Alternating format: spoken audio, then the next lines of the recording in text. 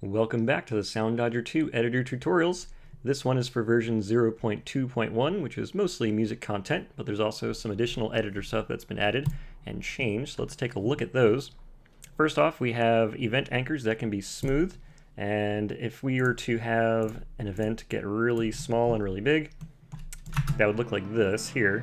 So it has, usually it's linear, it goes down, and then it has that hard hit right there when it comes back up. Now, once you have an anchor selected, you can hit in or out, and that'll make it smooth in that interpolation and have it smooth back out. So now we have a very gentle in and then back out. You can do that for any one of them. If you select all of the anchors, it all happens at the same time. So very powerful, very nice, gentle effects you can have coming in and out. Works for every single event as well. Next one we have is the arena reset. So if we have our arena spinning here, and let's just say right there, we'd want it to actually reset and be up there. We have some pattern that needs to shoot from the top, and we want it to happen right there. So we'll go to our extras tab, and you can see now there is a reset arena angle tool. It used to be just the clear event. Now this second one has been added, and if you add that, suddenly there's an arrow here, and this arrow tells the arena to reset to that angle. So as it's spinning, you'll see it gets to the bottom, and bam, goes to the top. You can also move this slider, and if you look at the icon on the time bar here, it actually rotates to show you which angle it's going to be set to. So we can have it set to, let's see, right around there, 270 degrees. You can manually type that in as well if you want. So now we're spinning, it's going to pop out over here. Bam, there it goes. So another thing you'll see that has been added is you can now get accurate rotation of the arena even while you're dragging. You can turn off snapping and see really smooth interpolation here. So now you don't have to keep resetting the game all the way back to the beginning of the level to know exactly where your orientation is going to be. It is now always set in stone. It's going to be the same for everybody on every computer. So that is wonderful news.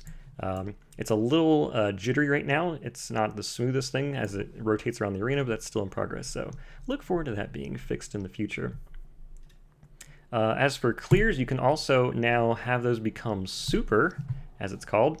And a super clear is simply a clear that will always erase bullets even if they were told to disobey, if that makes sense. So if we had a bullet here that was told to not obey clears, let's see, and we left this not as a super, you'll see that it will not disappear and just keeps on going. However, if I switch this one to a super, it will in fact make it disappear right there. So why would that be useful? Maybe you have a whole pattern that comes in that gets cleared by a clear, but it leaves a few bullets behind, like as a fun surprise, and then maybe you need them actually to disappear by that point. So instead of doing the old tricks where you'd use a time event and have it go forward like 100 times speed just to clear the screen, you can just use a super clear now.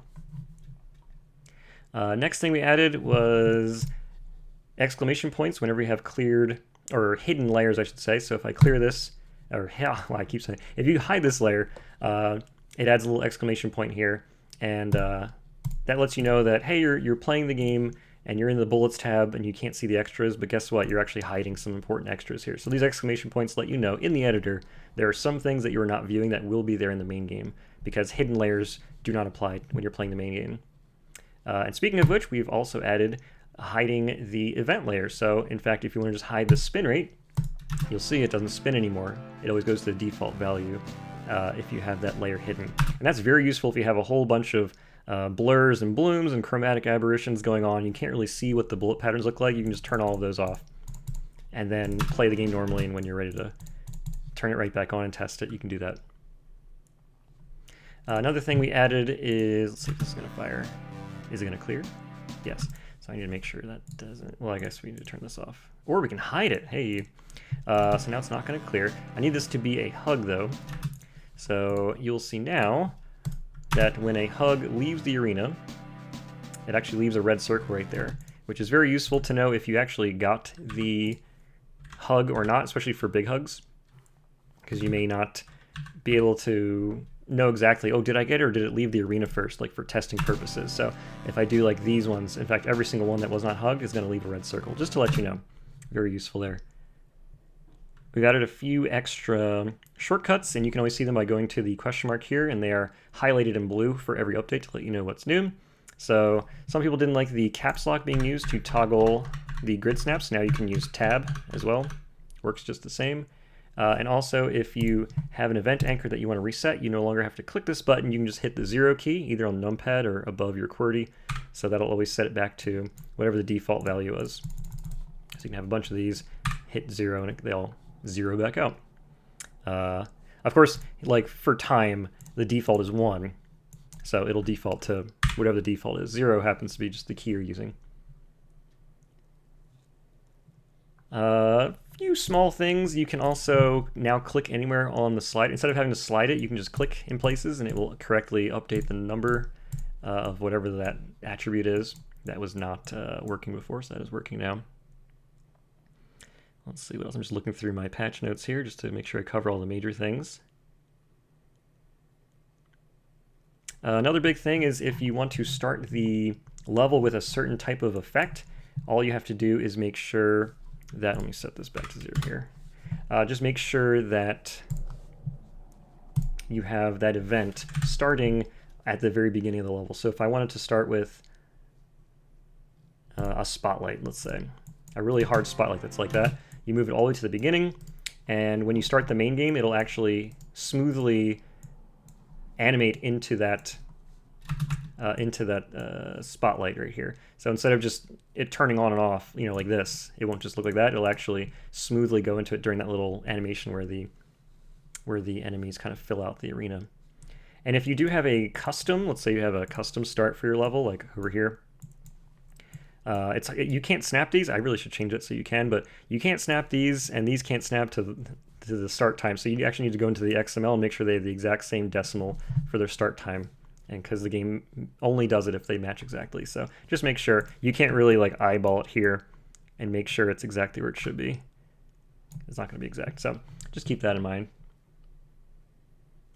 Out of bounds bullets, the ones that disobey, those ones, they used to just last forever and they got cleared at the end of the level, but we're fixing that because sometimes there's just hundreds or thousands of bullets just floating out there, and then you get hit by something in the arena, and then you lose a whole bunch of score. So now if you do out of bounds, it's hard to see, but rest assured that they now erase themselves. I guess I'll shoot it like 180 or something like that. Shoot at 180. So it actually disappears after one screen distance away horizontally. So once it's roughly the height of this whole preview area, again, off the screen, then it'll disappear. So it travels for a little bit, but once it's far away enough, it kind of clears itself out. And the last one I want to show is the center enemy. The center enemy has a slight change to how it aims. So as the arena is rotating, the aim of the center will actually keep following enemy 1. So it rotates with it accordingly. It used to always aim up, so now it rotates with it. If you want to use the old method, and I can show you like kind of what it looks like here. Just do a stream that goes on for a bit. So you can see as the arena rotates, I should probably shoot it from here. As the arena rotates, you'll see that the enemy in the center is aiming always where that first enemy was, which is very useful if you want to have patterns do that. If you want it to keep aiming up and not change that kind of stuff, set it to world, which is what it should have been in the first place. I forgot to do that when I first released the center update for the enemy. So anyway, those are now different. So if you made a level already that used center aim and you're used to that world aim, you might have to go back and switch your XML to fix that. That's about it. There's a whole bunch of other stuff that I added and changed and updated. Make sure to check out the patch notes. I have that listed in the description of this video, and I'll see you for the next update. Goodbye.